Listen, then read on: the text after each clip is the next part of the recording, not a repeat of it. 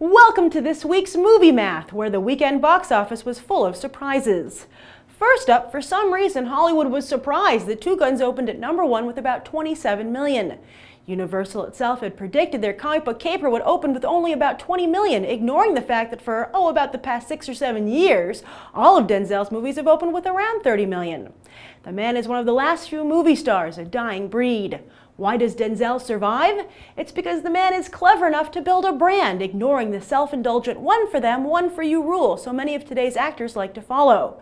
For those of you not familiar with the rule, the idea is that you make one movie for the masses and then one movie that satisfies your own artistic needs, hoping your box office track record can survive the results. I've been thinking about it, and my theory is that back during the studio system, the studios managed actors and built brands around them. Those brands allowed for more character-driven films because the star power of the actors' brands could hold up said movie. But today, actors are free agents and the studios are unable to control them and therefore their brands. Furthermore, actors are encouraged to break down and counter their brands by directors and critics who have little regard for what such actions might do to actors' careers in the long run. Thus, with no real movie stars and no ability to build any, the studios have turned to what they can control: franchises. In fact, franchises are actor-proof. In my opinion, this is why Hollywood has become more reliant on franchise filmmaking. I'm not saying we go back to the studio system where a number of actors were pushed too far in the pursuit of their brand, but until actors become more business savvy, like Denzel, they won't be able to benefit from what Hollywood has always done: bet on brands. Speaking of brands, Mark Wahlberg is successfully branding himself as an action comedy star, recovering nicely from his misstep earlier this year, Pain and Gain. With Ted, Two Guns, and the upcoming Transformers 4, Wahlberg will be laughing all the way to the bank. But it's eerily quiet over in Smurf Village, where the sequel made a disappointing debut in 3rd place. Sure, their bread and butter has always been overseas, but to open with about half of what the first film did stateside is distressing, and proof once again that the family market is simply too crowded.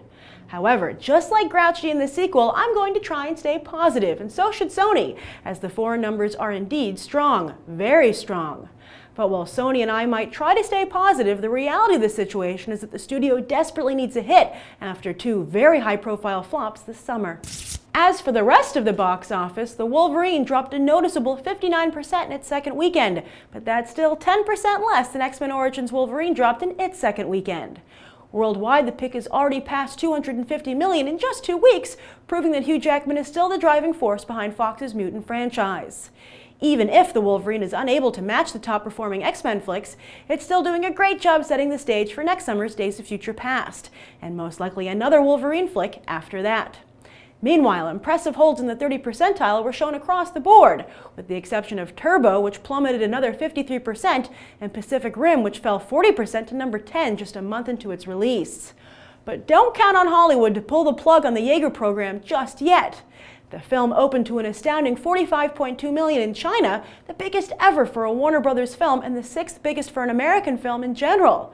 That haul allowed it to edge out The Smurfs 2 as the top overseas pick for the weekend, a much-needed victory for a film that is yet to pass the century mark here in the US. It's still unclear if Pacific Rim will turn a profit. It cost $200 million to make and another $200 million to promote worldwide. Remember, marketing costs include not just ad space on television, radio, and billboards, but airfare and hotel for talent as they crisscross the globe promoting the film and attending premieres. You can bet that if a second Pacific Rim is greenlit, it'll have to be a lot cheaper and probably feature a Chinese movie star or two. In the specialty market, The Spectacular Now had a spectacular debut, boasting an impressive 50,000 per theater average. That makes A24 3 for 3 in its debut year when it comes to launching glossy teen films. Now, if they can just get one of them some awards traction, the newbie distributor will really be cooking with gas. Finally, while The Canyons opened in just 1 theater in New York City to little fanfare, it did boffo business on demand. A silver lining for Lindsay Lohan and porn star turned movie star hopeful James Dean, yet perhaps a sign of things to come for 50 Shades of Grey? Will Universal and Focus Features be happy to have paid millions of dollars and a cut of the gross to E.L. James for an on-demand hit? But then again, money's money, right? As for this coming weekend, Percy Jackson's Sea of Monsters and We're the Millers get a head start on Wednesday, yet the crowded weekend isn't expected to produce any real head-turners. Really? Elysium opening with just a few million more than Two Guns? We'll have to wait and see.